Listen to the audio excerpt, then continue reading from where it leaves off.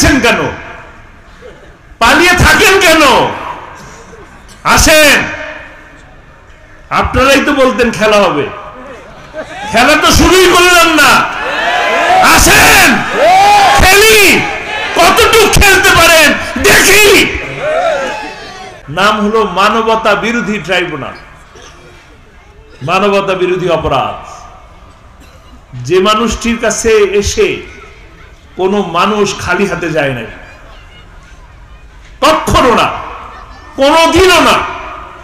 কোন একজন মানুষ তার কাছে এসেছে, তার হাতে যা ছিল তাই তাকে দিয়ে দিয়েছে। হিন্দু, বৌদ্ধ, খ্রিস্টান দেখেন নাই। 10 বছর এমপি ছিলেন, 10 বছর। হিন্দু, বৌদ্ধ, খ্রিস্টান দেখেন নাই।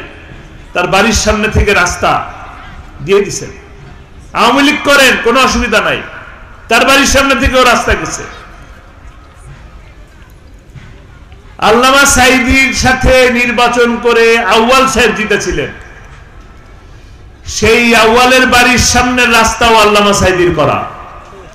তার বাড়ির সামনে যে ইউনিয়ন পরিষদের অফিস, সেই ইউনিয়ন পরিষদের ভবনটাও আল্লামা সাঈদীর করা। তিনি তো আওয়ামী লীগ দেখেন নাই। যে মানুষটি প্রথম তার নামে মামলা দিয়েছিল, মাহবুবুল আলম,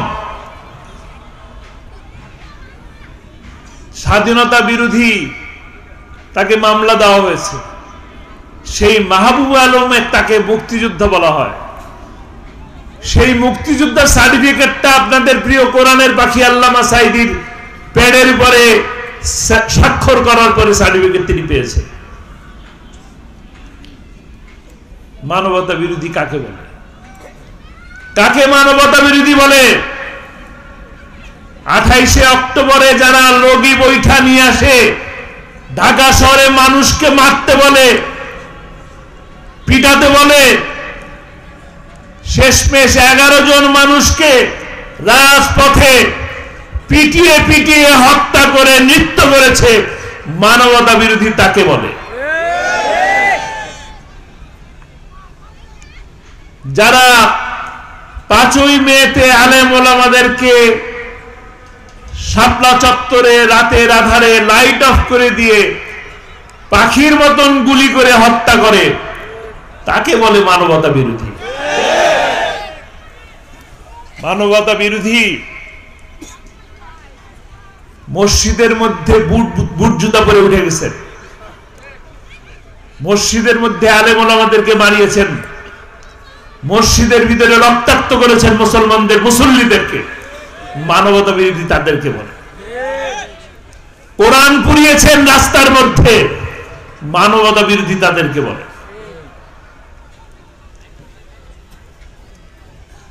এটা বিজয়ের মাস, আমরা 2 বার বিজয় অর্জন করলাম, 2 বার। 16ই জুলাই থেকে 5ই আগস্ট পর্যন্ত যে আমাদের কলিজার টুকরা সন্তান সমতুল্য ছাত্রদেরকে যেভাবে হত্যার নির্দেশ দিয়েছেন, ওটাকেই মানবতা বিরোধী বলা হয়। আর আমরা মানবতার তো কিছুই পাইনি। মানবতার কি পেলাম? আমাদের হাত বেঁধে দিলেন, পা বেঁধে দিলেন, তারপরে পুকুরের মধ্যে ফেলে বললেন যে সাঁতরাও, পাড়ি দাও পুকুর। আমরা সমুদ্র পাড়ি দিয়েছি সততার সাথে। মানবতা বিরোধী তাকে বলে।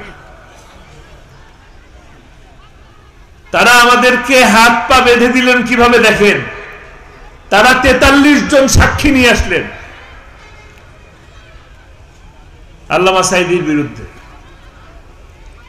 43 জন সাক্ষী।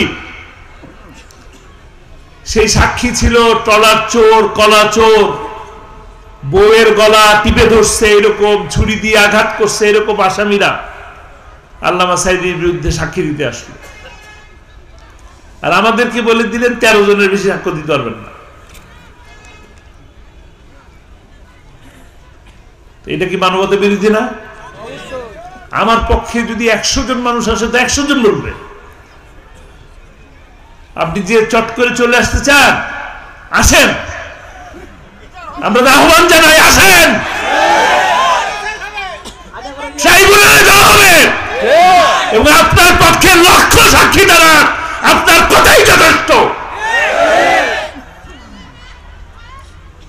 মানবতা বিরোধী কাকে বলে? মানবতা বিরোধী কাকে বলে? তারা সাক্ষী দিতে, একজন সাক্ষী দিতে আসছে কোর্টে, তাকে কোর্টের প্রাঙ্গণ থেকে অপহরণ করা হয়েছে। কোথায় পাওয়া গেল? ভারতে। ভারতের রাজাকাররা ভারতেই নিয়ে পাঠায় দিছে। ভারতের দালাল ভারতের কথা মতো নোটা বসা করেছে।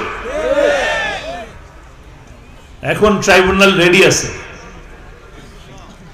আপনাদের সেই ট্রাইব্যুনাল নাই যে ট্রাইব্যুনালে প্রেসক্রিপশন আসতো বেলজিয়াম থেকে স্কাইপ কেলেঙ্কারির মাধ্যমে। এখন সেই ট্রাইব্যুনাল নাই। এখন ন্যায় বিচার প্রতিষ্ঠা হবে। আসেন, আমরা আপনাদেরকে সাদরে আমন্ত্রণ জানাচ্ছি, আসেন। পালিয়েছেন কেন? পালিয়ে থাকেন কেন? আসেন। আপনারাই তো বলতেন খেলা হবে, খেলা তো শুরুই করলাম না। আসেন, খেলি, কতটুকু খেলতে পারেন দেখি। খেলা হবে, খেলা হবে। আসেন, সত্য এবং মিথ্যার খেলা হবে। বিজয় ইনশাল্লাহ সত্যেরই হবে।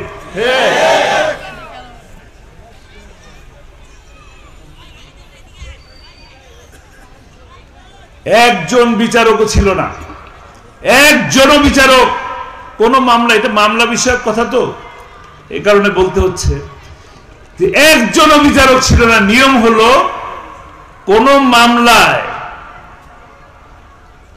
আসামির সকল কথা একজন অন্তত বিচারপতি শুনতে হবে। 3 জন বিচারপতি ছিল। নিজামুল হক নাসির একটা কুলাঙ্গার, সেই কুলাঙ্গার বেলজিয়ামে কন্ট্যাক্ট করত আর প্রসিকিউশনের আইনজীবীদের সাথে কন্ট্যাক্ট করত। বলতো যে আমি বলবো বৈশা পড়েন, আপনি দাঁড়ায় যাবেন, আপনি দাঁড়ায় যাবেন, আমি বৈশা বলবো, যাতে বোঝা যায় আপনার সাথে আমার কোনো মিল নেই। সেই কুলাঙ্গার কোনো কথা ছাড়া বিনা বাক্য ব্যয়ে স্কাইপ কেলেঙ্কারির বিষয়টা যখনই আমার দেশ পত্রিকায় বড় করে হেডলাইন হলো, গভর্নমেন্ট গেছে পাগল হইয়া, তারা একটা রায় চায়, তখন সে পদত্যাগ করে চলে গেছে। তাহলে যে লোকটা চলে গেল, তার নতুন আরেকজন লোক আসলো না, সে তো আগের কথা শোনে নাই, তার উচিত ছিল না তার নতুন করে শোনা। এইটাকেই বলে মানবতা বিরোধী, এইটাকেই বলে মানবতা অপরাধ।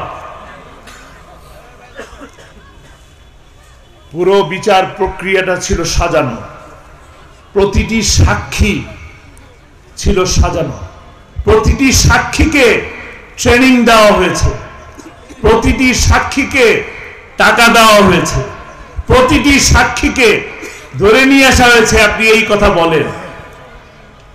একমাত্র মেজর জিয়া 9 নম্বর সেক্টরের সাব সেক্টর কমান্ডার, তিনি বলছিলেন আমাকে ওয়ারেন্ট ইস্যু করে নিয়ে যান, মিথ্যা কথা বলতে পারবো না।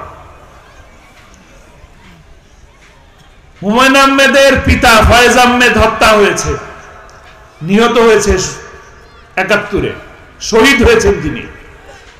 সেই হত্যা মামলাও দেওয়া হয়েছে আপনাদের কোরআনের পাখির নামে। অথচ তার 3টা ছেলে জীবিত, হুমায়ুন আহমেদও জীবিত, ওই জাফর ইকবাল কি নামের একটা আছে, জাফর ইকবাল নাস্তিক, সেই কুলাঙ্গারটাও জীবিত, তার ভাই হাসান হাবিব সেও জীবিত, তার একটাই মাত্র মেয়ে, মেয়ের হাজবেন্ড সুপ্রিম কোর্টের আইনজীবী, সেও জীবিত। একজনের সাক্ষী দিতে আসলো না। কতগুলো চোর ডাকাতকে নিয়ে এসে সাক্ষী দিল, সাক্ষী দিয়ে ফাঁসির রায় দেওয়া হয়েছে।